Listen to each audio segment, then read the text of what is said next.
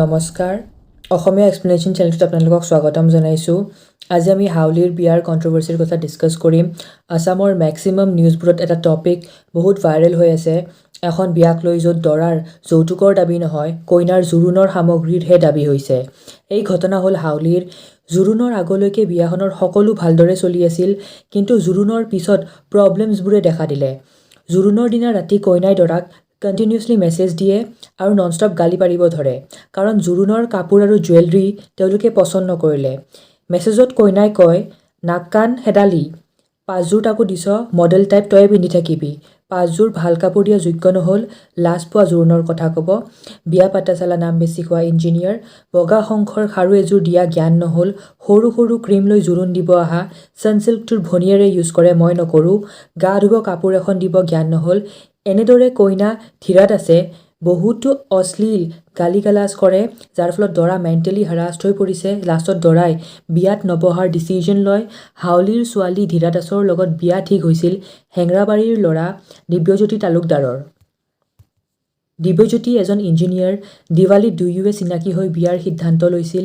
তেনেকৈ দুয়োৱে আগবাঢ়ি গ'ল নিজৰ ৰিলেশ্যনশ্বিপটোক লৈ, কিন্তু তাৰপিছত তাক মেণ্টেল হেৰাছমেণ্ট কৰা ষ্টাৰ্ট কৰি দিয়ে। তাক বিভিন্ন বস্তুৰ দাবী কৰে।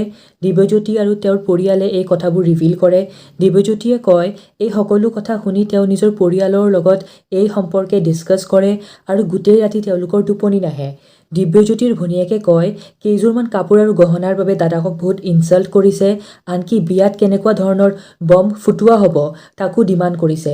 এই সকলোবোৰৰ বাবে বিয়াৰ দিনা দিব্যজ্যোতিয়ে বিয়া কেঞ্চেল কৰে। দিব্যজ্যোতিৰ দেউতাকে কয় যে যিজনী ছোৱালীয়ে বিয়াৰ আগতে এনেকুৱাকে কৰি আছে, ঘৰৰ বোৱাৰী হৈ আহি ঘৰখন ভাঙি চিঙি চুৰমাৰ কৰি দিব। তেওঁৰ ল'ৰাই যি ডিচিজন লৈছে বিয়া নোহোৱাৰ, তাক তেওঁ ছাপোৰ্ট কৰে। বিয়াৰ দিনা পুৱা দৰা ঘৰে এই কথা ফোনত কইনা ঘৰক কয়। তেওঁলোকে শ্বক হৈ পৰে। দৰা ঘৰৰ এগেইনষ্টত কইনা ঘৰে যৌতুক দাবীৰ বাবে কেছ কৰে। কইনাৰ দাদাকে কয় যে দৰা ঘৰে নিজে কৈছে জোৰোণত পিন্ধা কাপোৰযোৰ পূৰণ হ'ল, কিন্তু দাদাকে 23,000 ৰুপিজেৰে কিনি দিছে, আৰু দৰা ঘৰে বোলে কৈছে ছোৱালীজনীৰ গলত আৰু হাতত একো সোণৰ বস্তু নেদেখিলে। কইনা ঘৰৰ এইবোৰ ষ্টেটমেণ্টক ৰিজেক্ট কৰি দৰা ঘৰে এইবোৰৰ প্ৰুফ বিচাৰে, সঠিক প্ৰমাণ বিচাৰে। দৰাৰ দেউতাকে কৈছে যে তেওঁ যৌতুক খোজা মানুহেই নহয়, আৰু ছোৱালী ঘৰে তেওঁৰ তুলনাত এক আনাৰ মানুহ নহয়, তেওঁলোকৰ পৰা যৌতুক বিচাৰিলেও দিব পাৰিব নেকি? এনেদৰেই এই বিয়া ভংগ হ'ল।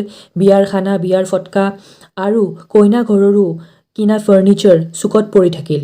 আনকি ছোৱালী ঘৰে বিয়াখন ভালদৰে পাতিব বাবে মাটি বাৰী পৰ্যন্ত বেচিছে। ছোৱালী ঘৰৰ ফালৰ পৰা কোৱা হৈছে যে দৰা ঘৰৰ প্ৰেছাৰতে বিয়াখন পাতিছে, 1 উইকতে বিয়াখন পাতিব লাগে বোলে, কিন্তু ছোৱালী ঘৰে এয়া সম্ভৱ নহয় বুলি বাৰে বাৰে কৈছিল। সিহঁতক কেৱল মাত্ৰ ছোৱালীজনীহে লাগে বোলে। কিন্তু পিছত যিজনে দৰাটোক চাই দিছিল, তাক বোলে দৰাৰ মাকে কথা শুনাই থাকে যে সৰু ছোৱালীজনীক যেনেকৈ বিয়া দিছিল, যাক জমককৈ, ডাঙৰজনীকো তেনেকৈয়ে দিব লাগিব, আমাক গোটেইখিনি বস্তু লাগিব, আমাৰ ল'ৰা ইঞ্জিনিয়াৰ হয়, ইঞ্জিনিয়াৰৰ ষ্টেণ্ডাৰ্ড মেইনটেইন কৰিব লাগিব। বিয়া কেঞ্চেল হোৱাৰ পিছত ছোৱালী ঘৰে বহুত ৰিকুৱেষ্ট কৰিছে, কিন্তু দৰা ঘৰে বোলে কয় ৰিচিপশ্যন ভাল হোৱা নাই।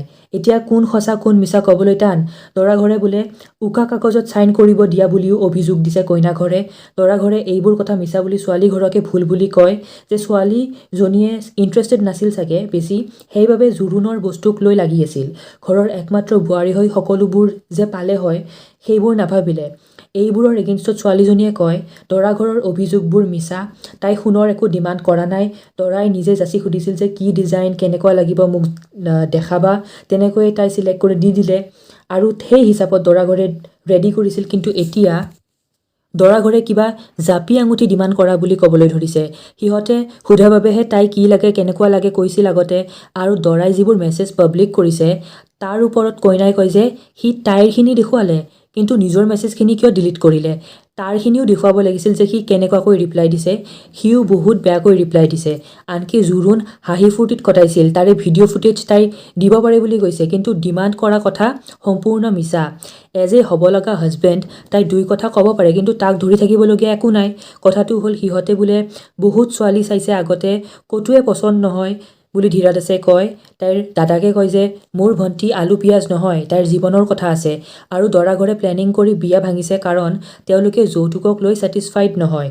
আৰু পুনৰ দৰাই অকল কইনাৰ মেছেজখিনিকে দেখুওৱা কথা কয়, পাৰ্চনেলখিনি ডিলিট কৰে। তাত তাৰ ৰহস্য আছে আৰু তাৰ ভনীয়েক পলাই যোৱা বুলিও অপপ্ৰচাৰ চলাইছে। দৰাঘৰে আহি সিহঁতৰ ঘৰটো বাদেই শৌচাগাৰ চেক কৰি গৈছে, স্পেচিয়েলি দৰাৰ পেহীয়েকে। আৰু ছোৱালীৰ ঘৰত বোলে এফালেৰে কাউৰী সোমাই আনফালেৰে ওলাই যায়। লগতে দাদাকে আছাম চিফ মিনিষ্টাৰ হেমন্ত বিশ্ব শৰ্মাক অনুৰোধ কৰে যাতে তেওঁলোকে ন্যায় পাওক। ডক্টৰে ইতিমধ্যে 7 টাইমছ কইনাক চেক কৰি গৈছে, আনকনচিয়াছ হৈ পৰে তাই। দাদাকে আকৌ কয় 5 লাখ টকা গৈছে, মাটি বিক্ৰী কৰিছে, 4 লাখ মানৰ ধাৰো আছে, সেইবাবে তেওঁ এই কেছটোৰ ইনস্পেকশ্যনৰ বাবে মুখ্যমন্ত্ৰীক অনুৰোধ কৰিছে। দাদাকে কয় ভনীয়েকৰ বৰ্তমান যি পৰিস্থিতি তাৰ বাবে দায়ী দৰাঘৰ, গতিকে ইয়াৰ ন্যায় বিচাৰে। চ' আজিৰ কাৰণে এইখিনিয়ে। ভিডিঅ'টো যদি ভাল লাগিল লাইক, শ্বেয়াৰ এণ্ড ছাবস্ক্ৰাইব কৰিব এণ্ড বেল আইকন প্ৰেছ কৰি নটিফিকেশ্যন অল কৰি দিব।